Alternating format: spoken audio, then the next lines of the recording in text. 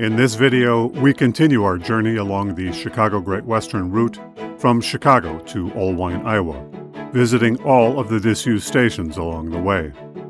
This time, we continue on the Iowa Heritage Trail through Dubuque County, Iowa, visiting the former station of Bud, then the popular seasonal excursion stop at Twin Springs, and finally at the once busy station of Graf. As always, we will also explore railroad artifacts of interest along the way.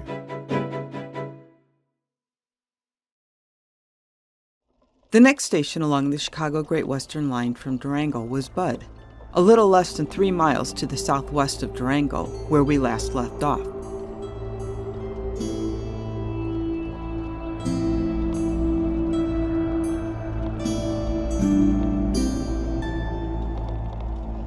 The route to Bud is an extraordinarily scenic bicycle ride along the Iowa Heritage Trail, passing through limestone and shale cuttings while skirting along the northern banks of the Little Maquoketa River.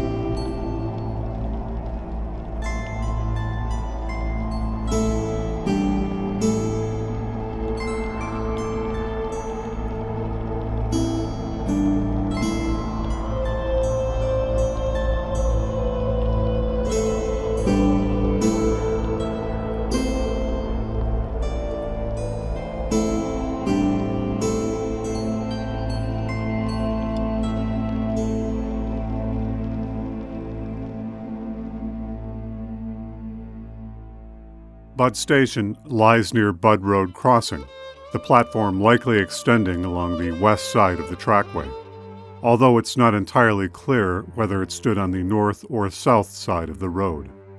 This was much less a passenger station than a freight station for a local farmers' co-op to ship their dairy products and livestock to market.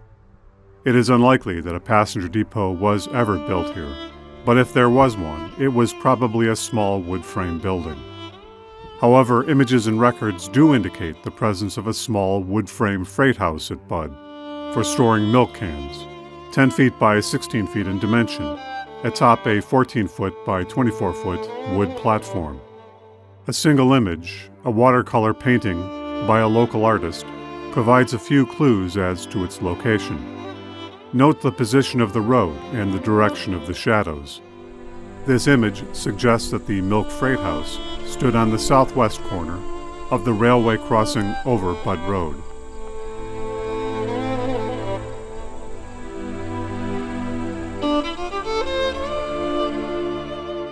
A single siding ran along the west side of the main track for almost a half mile to the north of Budd Road.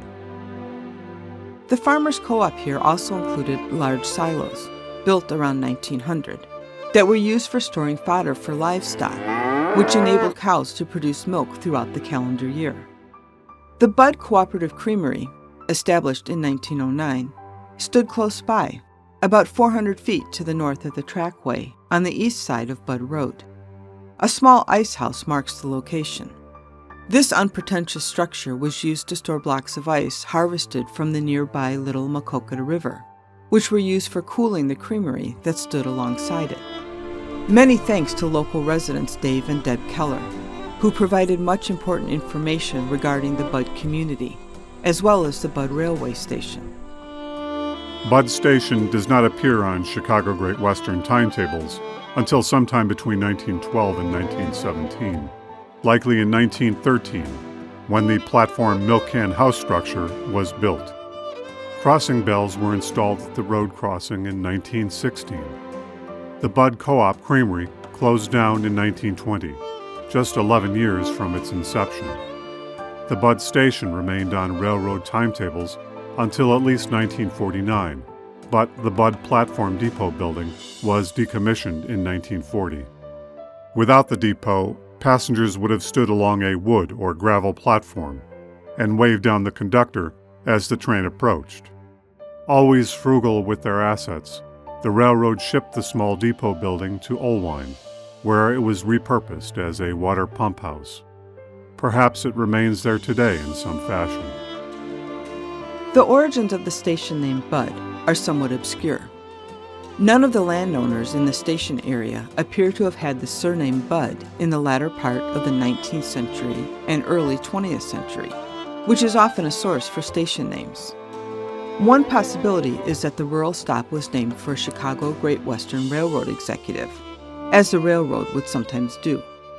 In this case, it may have been Ralph Budd, who started out as a draftsman with the Chicago Great Western, but who quickly worked his way up the ranks, eventually becoming the president of the Great Northern Railway, and later of the Chicago, Burlington, and Quincy Railroad. But this is simply a possibility. Center Township in Dubuque County, which includes Budd, was settled by people of European extraction in the 1830s and 1840s. The sleepy community of Budd was never more than a scattering of homes along Budd Road, centered by St. John's Lutheran Church, just a quarter-mile southeast of the station, where Derby Grange Road intersects with Budd Road. The small wooden church was torn down decades ago, but their local cemetery, a landmark for the rural community, remains as a sacred place.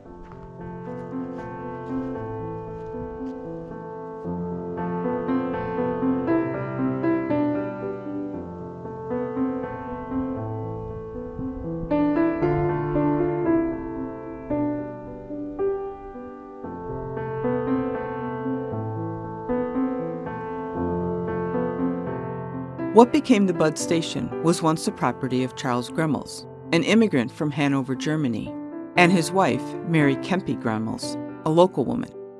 They sold a little more than 6 acres for the railroad right-of-way to the forerunner of the Chicago, St. Paul, and Kansas City Railroad, the Dubuque and Northwestern Railway Company, in late 1885 for the sum of $370, or about $16,000 in today's money. The low valuation was no doubt to encourage the railroad to build through the community. Charles and Mary Gremmels are both buried in the St. John's Church Cemetery. Today, there is little to denote the place where local farmers once organized their labor and resources for the benefit of their small rural community, except for the interpretive sign erected by the Friends of Dubuque County Conservation Board. Meanwhile, just to the east of the station area, the Little Maquoketa River tumbles serenely by, indifferent to the many changes along its riverbanks.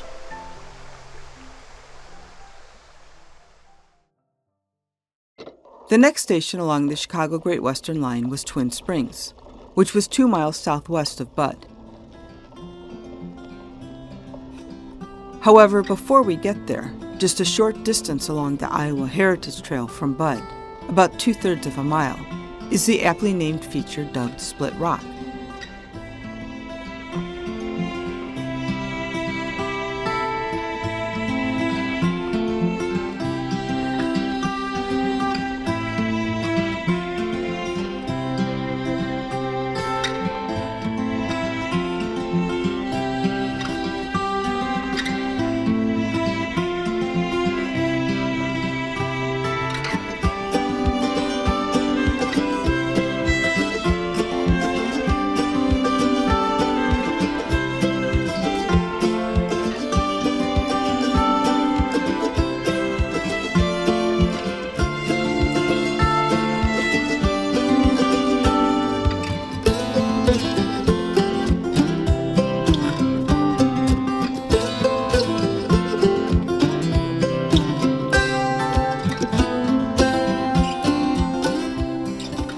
This singular rock formation was earlier known as Rock Cut, where the railroad right-of-way passes through a cutting of Galena limestone, with 50-foot-tall stone escarpments standing proud on the riverside of the passage. During the summer months, this feature is mostly covered with trees and shrubs, and is not as visible.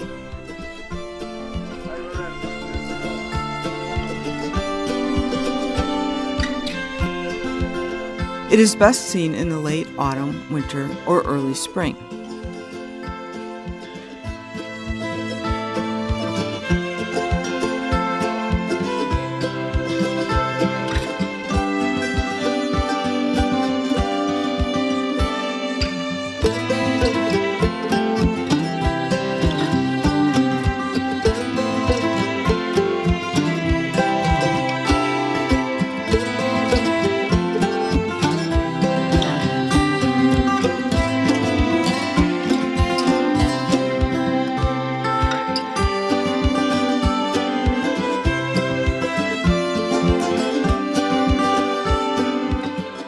Back in the early days of the railroad, this semi-natural wonder was more exposed, and not to be missed on the journey to or from Dubuque. Travelers sometimes had their photograph taken standing by or on this remarkable feature. Even today, the Iowa Heritage Trail has thoughtfully installed a convenient selfie station among the trail amenities. Also nearby is a bench for the travelers to rest and soak in the natural beauty of the Little Maquoketa Valley.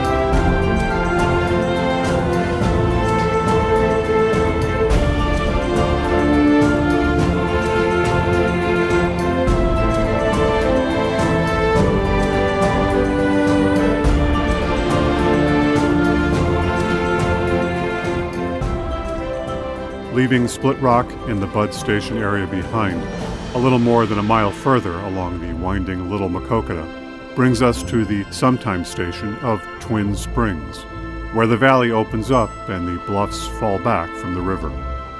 Here, this somewhat unique ecosystem along the north face of the bluffs preserves fauna from the last glacial period, giving it a singular and captivating ambience.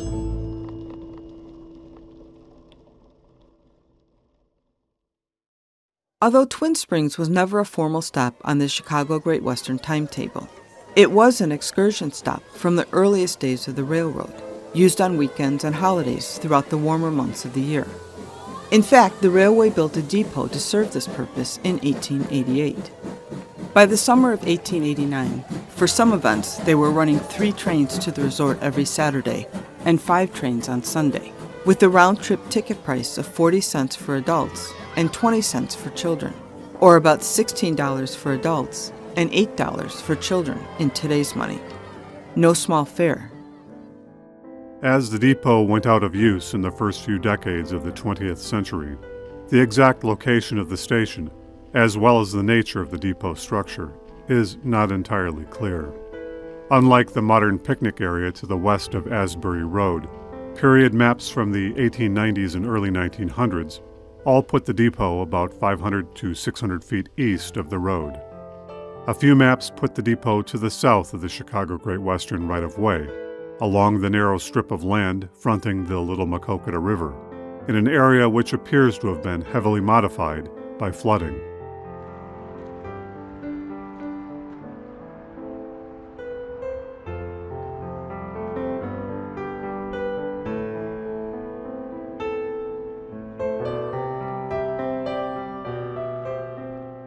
The U.S. Geological Survey map from 1904, however, indicates the station building to be on the north side of the trackway, which, to our way of thinking, makes more sense, as this area is more flat and suitable for a station, and less prone to flooding.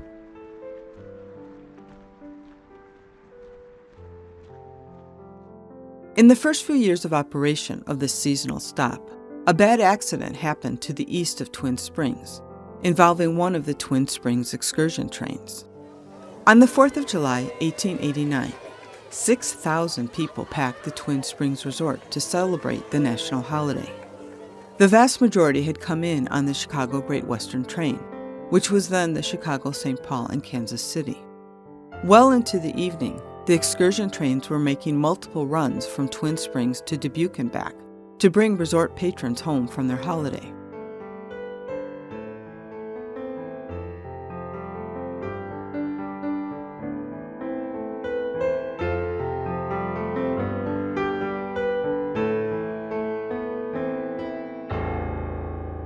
As the final excursion train left the Dubuque depot at about 8 p.m., it headed back to Twin Springs to pick up the remaining group of holidaymakers at the resort, an estimated 1,500 people. Somewhere between Sageville and Durango, just east of a sharp blind curve in the railroad, the empty westbound excursion train unexpectedly met an eastbound freight train on the single trackway. As the freight train saw the westbound train first, their engineer immediately slammed on the brakes, but the excursion train did not react until it was too late. Most of the crew members on both trains managed to jump off before the collision, except the brakeman on the excursion train, William A. Garrigan, age 23, from Dubuque County, Iowa. He was killed outright in the collision. The excursion train engineer was also badly injured. Both engines were wrecked, as well as a number of the train cars. The 1,500 patrons remaining at Twin Springs had to remain at the resort all evening, burning fences and small sheds to keep warm throughout the evening hours. A special train brought the final load of park patrons back to Dubuque the following morning. In 1893, the Chicago Great Western Railroad formally purchased the Twin Springs Resort, under the auspices of their subsidiary, the Iowa Development Company. They planned to make additional improvements to the resort grounds, while continuing train service from Dubuque and other points on weekends and holidays during the warmer months of the year. The resort featured dance halls and music, freshwater springs, copious amounts of beer and ginger ale, carnival amusements, popcorn and peanuts, swimming holes along the river, and generous picnic grounds. It drew in large crowds for major holidays, which in turn drew in politicians to make political speeches before the large public gatherings. However, the Dubuque Daily Times made it clear that the center of attraction all day was the dancing pavilion. There, the pretty girls and their escorts danced the hours away to the music of harps and violins. In fact, the area had long been a draw for large picnics and barbecues, even before the arrival of the Chicago Great Western. An 1850s Harvest Home picnic drew in over 2,000 people from the countryside. At one Twin Springs event, a noted attraction was a hot air balloon ascent featuring Madame Dockstetter, more commonly known as Catherine Dockstetter, age 30, an aerial trapeze artist.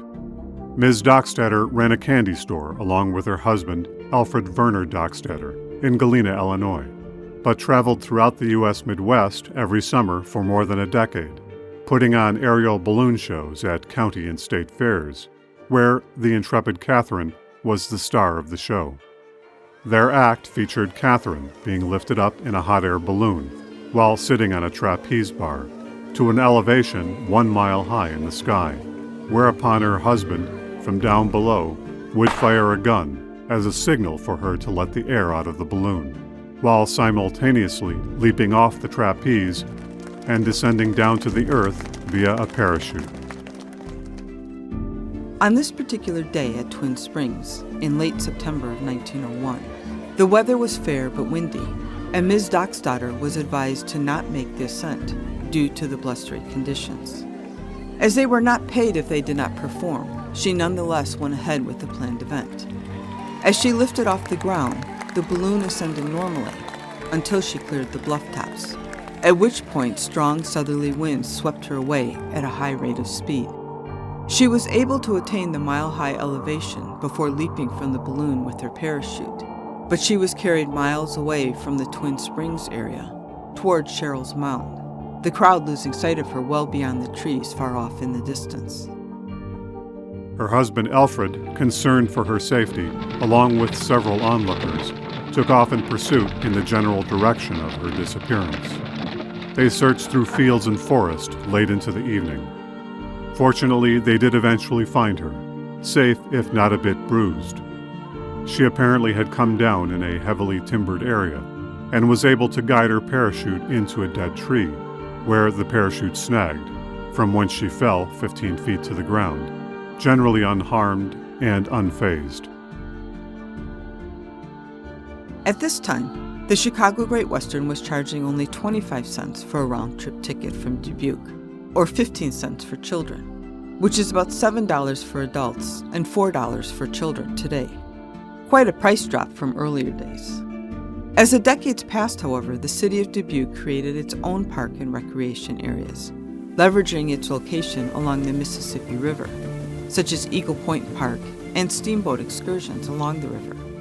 Patronage of Twin Springs began to fade, and the Chicago Great Western no longer sent weekly excursion trains to the resort, but only for special events and holidays. The excursion stop seems to have gone out of use by the 1920 timeframe. Our final stop for this segment of the journey is Graf, 2.4 miles to the southwest of Twin Springs, as we continue along the Iowa Heritage Trail, the former Chicago Great Western Right of Way. Along the path, we will see 2 more steel bridges from the former days of the CGW, still serving as overpasses, but now carrying pedestrians and cyclists, instead of heavy trains across local rivers and creeks.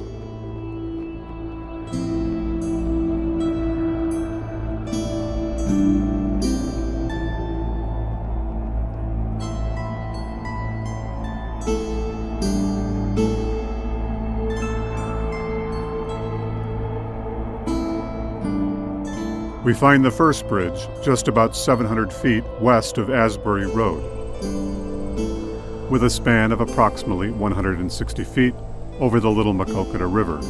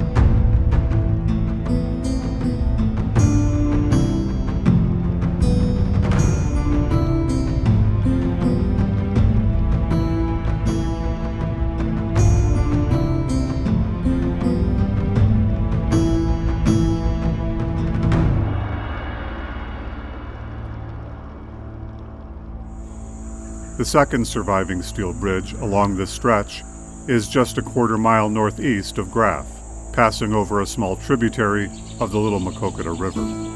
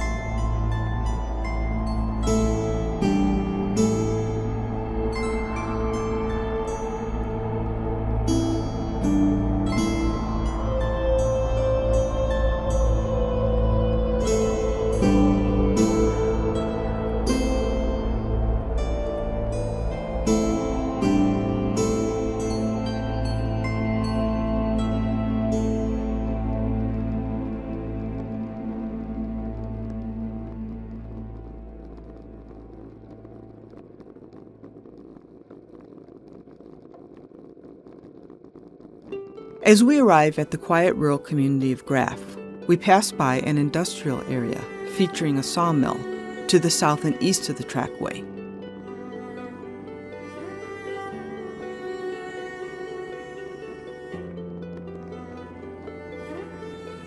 Then skirt along the lovely 9-acre Graf Park, centered by a community pavilion. To our right is Graf Road, along which much of the town of Graf is tucked into the hills, ascending from the Little Maquoketa Valley. The Graf Depot stood north of the right of way, between the trackway and Graf Road, roughly midway between Graf Court to the north and Prizzy Lane to the south, just south of the driveway that leads into the sawmill area. The depot was a modest wood frame building, typical of Chicago Great Western early designs, about 16 feet by 40 feet in dimension. At some point early in its life, a small addition was constructed on the north side of the building.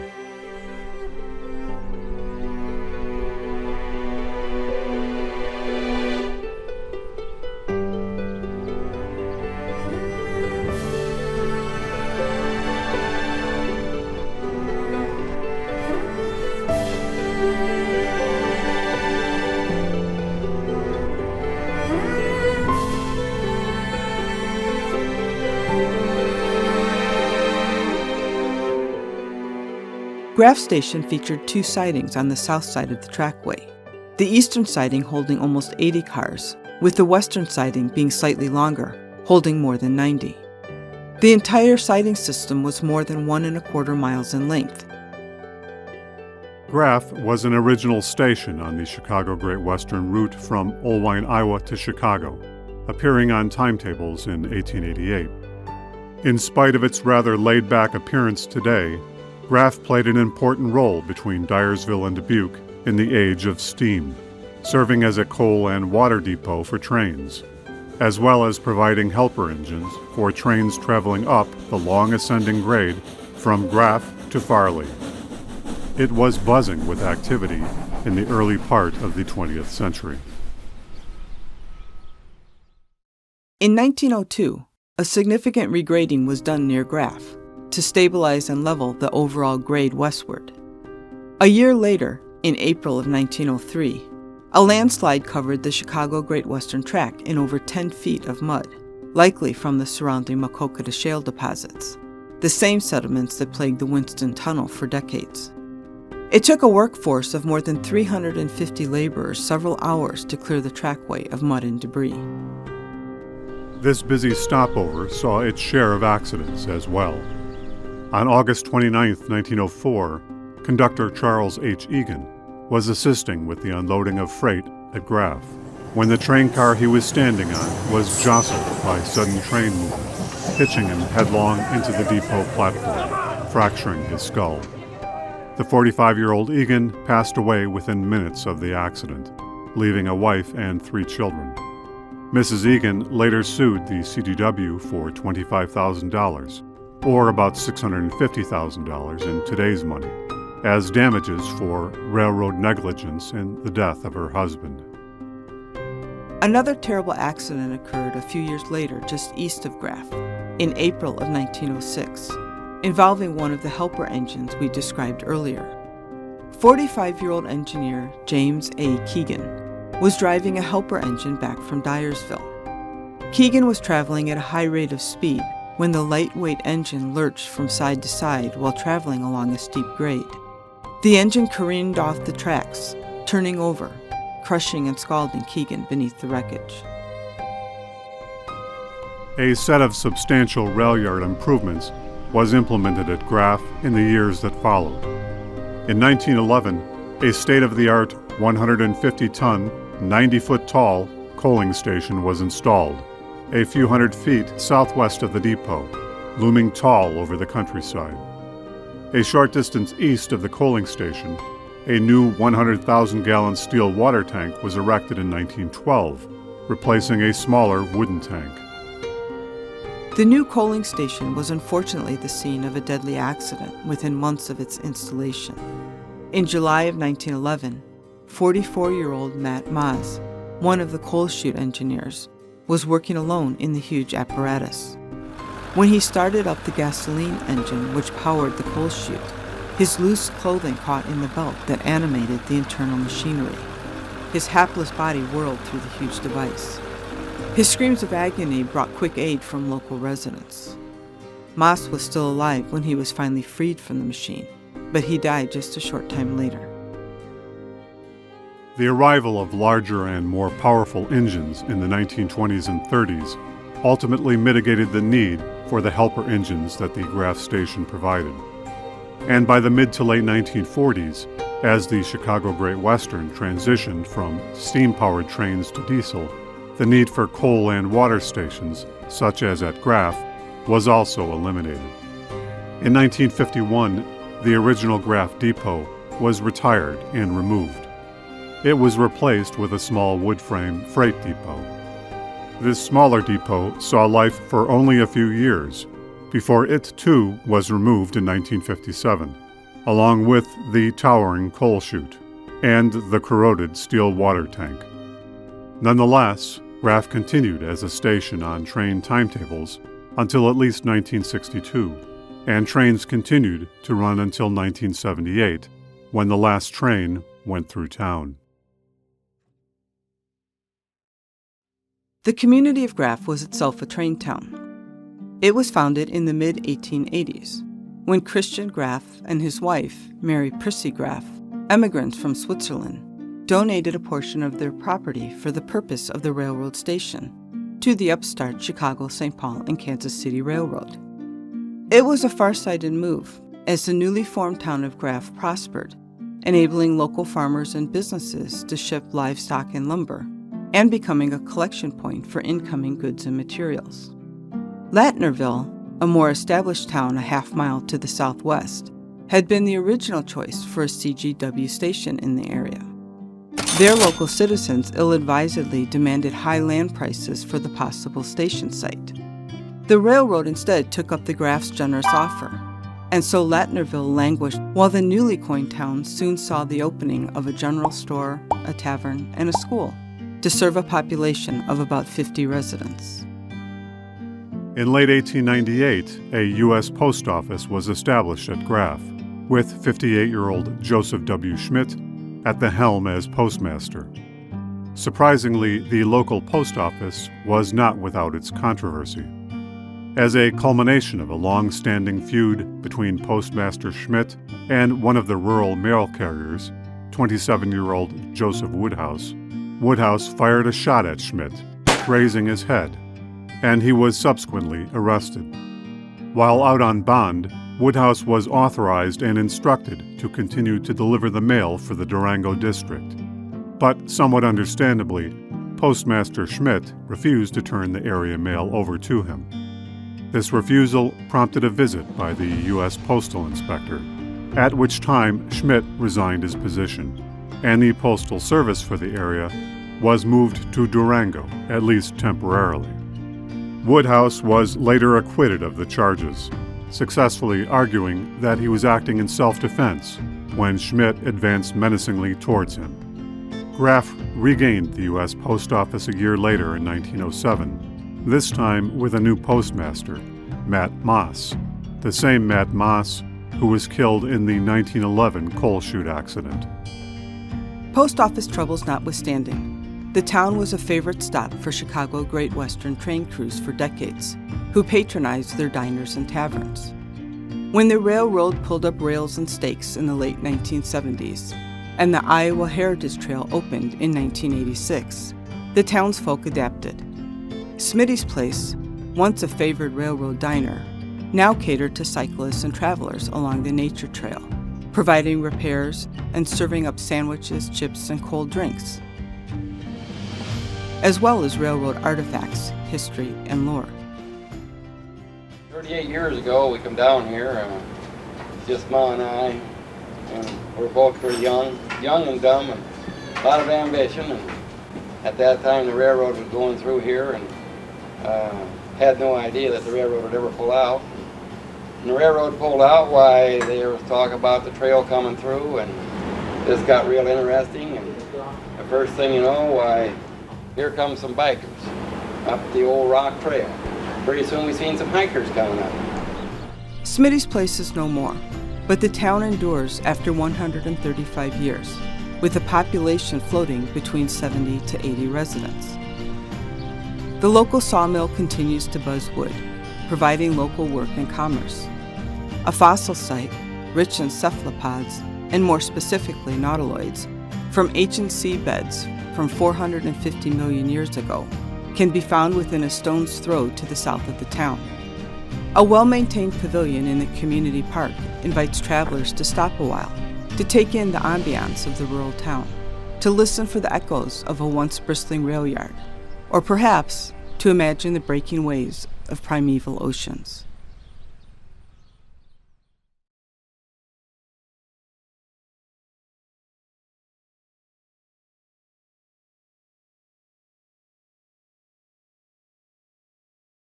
If you are enjoying these videos, please remember to like, subscribe, share, and comment. It helps our channel to grow and enables us to make more videos just like this. In our next video, we will continue onwards, exploring the Chicago Great Western along the Iowa Heritage Trail to Dyersville, Iowa, by way of Kidder and Farley. We hope to see you, in a manner of speaking, in our next video adventure.